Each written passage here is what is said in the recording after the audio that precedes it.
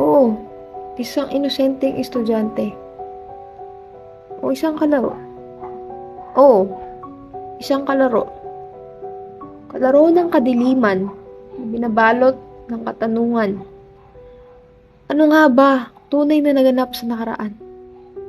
Nakaraan man ay patuloy na pinagdidiinan, pero bakit ba hindi ito malunasan? Isang butas ng pagkakasala na binabaon sa limot at hinahayaan na lang. Pilit itong itinatanggi. Pilit itong pinagtatakpan. Pilit na lang binabaon sa limot ang lahat. Pero hanggang kailan? Kailan ba ako mapapansin? Kailan ba ito matitigil? Ayoko na. Sawang-sawa na ako. Lagi na lang akong ganito. Gusto ko nang lumaya. Gusto ko lang namang sumaya. Wala naman akong kasalanan, di ba? Wala naman akong ginawang masama. Pero bakit? Bakit sa lahat ng tao ako pa? Bakit? Hindi to tama. Hindi dapat ako. Hindi dapat ako. Ayoko. Hindi lang dapat ako.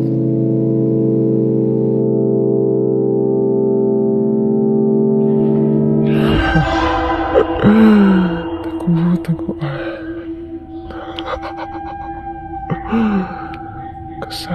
Kasama ang mapagpanggap na katauhan. Okay, saya. Saya namang makipaglaro sa kababalaghan. Nahulog sa patibong ng isang kalarong di inaasahan. Tara. Sumama ka. Dito tayo sa hindi makikita. Taguan ang pinaka-paborito kong laro. Isang laro.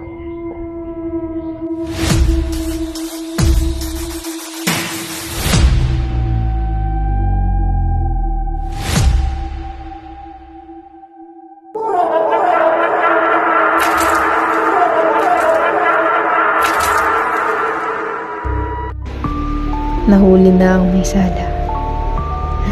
Natapos na nga bang problema?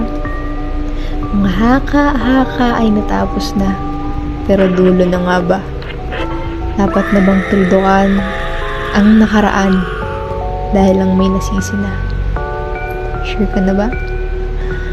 Para lang nababalot ng misteryo. Mga silid-aralang naririnig ang tawanan at halakhakan. Okay, ganda nga namang pakinggan. Talikang nabibighani sa mapagpanggap niyang kapayapaan. Pero ilang bahid ng dugo na ba ang namataan? Marami na ang sumubok sa maligim na bahagi na nararapat ng buksan. Pero ilan na ring nawala. Ilang buhay na rin ang naglaho.